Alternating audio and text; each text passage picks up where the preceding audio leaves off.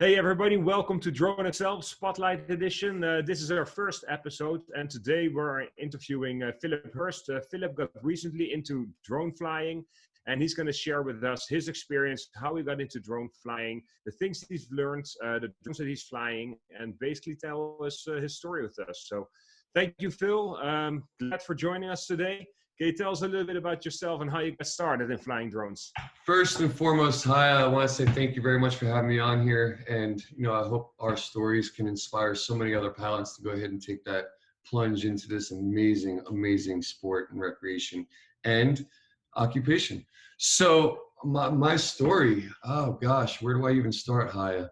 I guess when I I don't know if any of y'all remember this, but there was a story, or there was a Disney story called Little Spies, in which a kid saved a whole bunch of Kellogg's lids to get his first model helicopter, in which he used to put a camera on it and fly and do this little spy mission. Now I'm talking back in like 86, Haya, like 87. I was a little boy.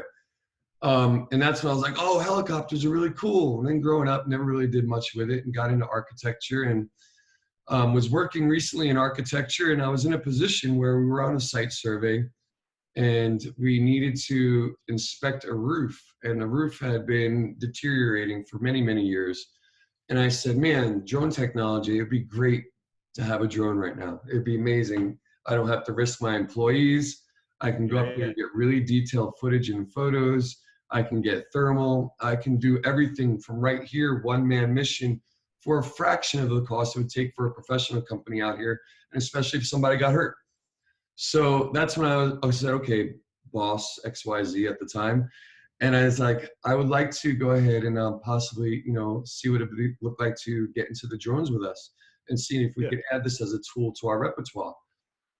He agreed, and we went half on it, and we owned a drone, and I tried to show the values of it, but they hired me to fill a seat, and that seat was to create documents, and they couldn't expend me anywhere else. So I was too valuable in that seat to them. So I decided, okay, one day I'm gonna take this somewhere, and just went from there. So tell me about the first drone that you guys went half on. Like what kind of drone was that? The first drone I got was, sorry, all my batteries are charging right now, but my little Mavic 1. Yeah. Nice. Just, I call this one's Little Man. We got Big Boy up there. But Little Man, I picked this. Yeah, you got, what is that? The Inspire 2 behind you there? Yeah. And then I got a couple of little tellos that I teach people how to learn on for the first time. Smart. So did you get your Part 107 license right away as you got into flying drones? Absolutely. I saw the value in it right away. And on top of that, I knew the education and the respect for aeronautics that would come from learning that information, 100%. I watched video after video. I got on Drone U. I followed, that whole community. I learned a lot. Even out flying and talking to other pilots, you just learn a lot. So I went to almost right away. Well, I was going to ask you about that, because I think when people get into drone flying, I mean, a lot of them start out as a hobby, as a recreational drone pilot. I mean, how did you find your way around? Like, how did you know that you had to get a Part 107? How did you know where to get training? Can you tell me a little bit about that? To be honest with you, you guys, you guys and Drone U, to be quite honest with you, I had heard this mysterious Part 107 that everybody was talking about. And I'm like, I need to do this in order to work commercially, in which I want to do. Let me go ahead and do some research and dig in a little bit, and up came you guys and Drone U, and the support from your all's team and the information and just the people who have been there, done that, willing to put their foot in the door and say, hey, come on, let me show you some things. Loved it. Loved every bit. That's awesome. I think that's one of the strong points for Drone U is they have a very tight community. I mean, I'm part of that same Facebook group, and just the information that people share among each other and tips, and people have questions like, how do I do this? Or I need to get a waiver. What is the best approach? And there's so much information that's being shared there. I think that's really valuable. And then, following you ever since I got into this, and then one day I get a phone call like, hey, would you like to talk? I'm like, yes, please. Yeah. Let's do this. Awesome. I appreciate you taking the time out. Anyway, I can give back to the community, guys. Awesome. It's very much appreciated. Now, when we were talking before we started recording the show, you said that your drone career, if you will, kind of took off in the last couple of weeks, and No pun intended. changed direction. Sorry? No pun intended. You said it kind of took off. Exactly. Yeah. And that you kind of went off into a different direction as well. Okay, tell me a little bit about what happened in, what is it, like the last month or so? Yeah, that's correct. So I was working in architecture and I found a use of my drone in architecture. I was doing mapping and offering simple mapping for some of our existing progress or our existing projects, offering some progress reports and stockpile locations and, calculations. And I realized that, my boss was only going to go so far with this and they weren't willing to go any further than that. So having some experience in film and photography and just being a creative in the first place, I said, okay, well, what's the next level I can take this up to? So I also mountain bike and I'm very much into outdoor sports and I've been seeing a lot of FPV footage and stuff like this. And I'm like, let me try something out here. So I took my little Mavic and I started going up to the people who are hosting these races, or I started going up to, dealerships who have these beautiful cars. Or I'm an architect. I started saying, hey, realtor, I would love to come out and get exterior photos of your property so you could give this as a listing. And I started trying to parlay my knowledge of just drones alongside my knowledge of film and photography and being creative. And that's when I said, okay, I've got a camera on a drone. Let me see if I can't make some cinematic shots. And I found out that learning and getting as comfortable and making love to the sticks like I do made me not just a good drone pilot for mapping, but good for video and cinematography. So now I'm approaching brands and trying to get deals with them to hopefully, work with them and do some travel vlogs and stuff. Who knows? We'll see. Awesome. But it sounds like what you've been telling me is that you've been very proactive in going after business, approaching potential customers, getting your name out there, showing the kind of work that you can do, and actually actively going out. Do you think that's been a crucial factor in launching your business? Oh, 100%. Absolutely, 100%. Matter of fact, last night I must have sent out 50 DMs via Instagram in hopes that maybe 4 or 5 returns with some sort of contact information to get in touch with their marketing department. Step 1. Awesome.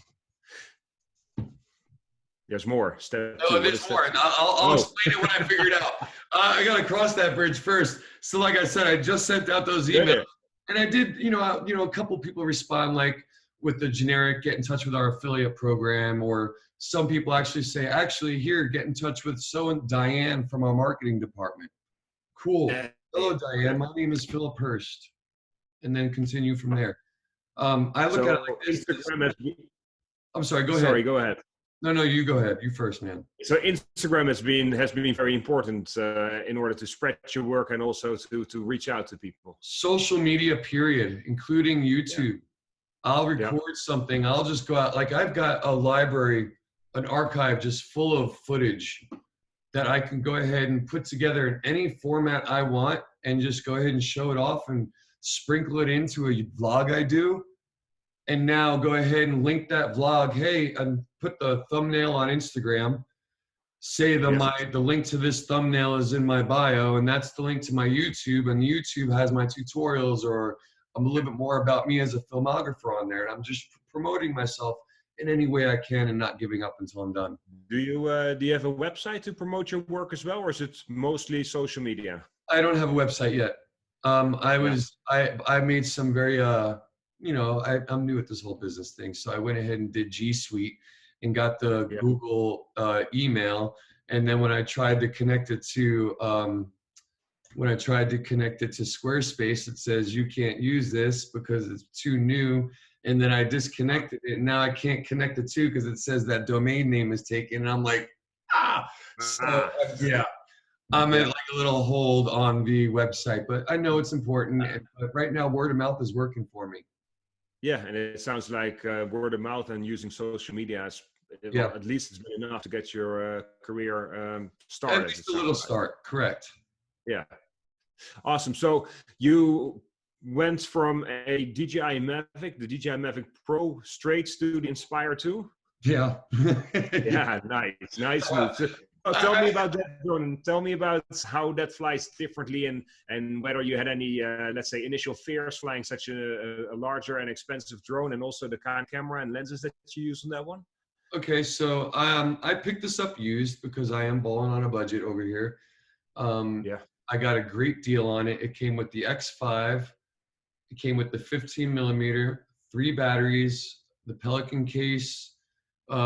It actually even came with an iPad Air 2, the shade, yeah, extra carbon SOAR props. I was smitten. I got it for a decent price, but I dropped my entire savings to get it. It was very small. It wasn't a big savings. Don't get me wrong. Yeah.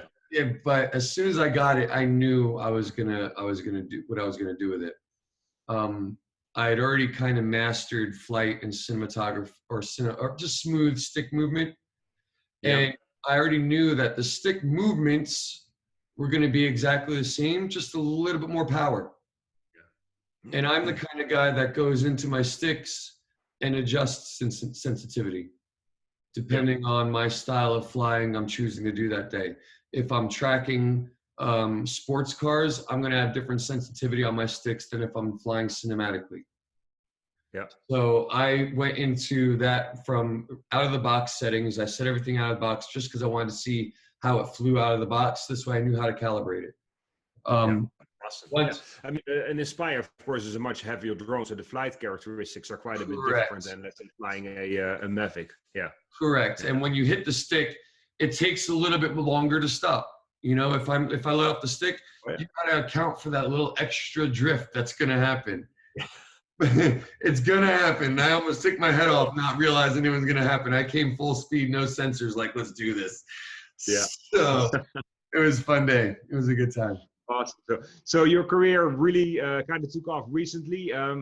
Looking into the future, though, let's say 2, 3, 4 years from now, where do you see yourself? Like, what kind of work do you want to be doing? What kind of drone do you think you'll be flying then? Where do you picture yourself as a commercial drone pilot, let's say in 2022, for instance? I want to be heavily involved with brands and cinematography and advertising, 100%.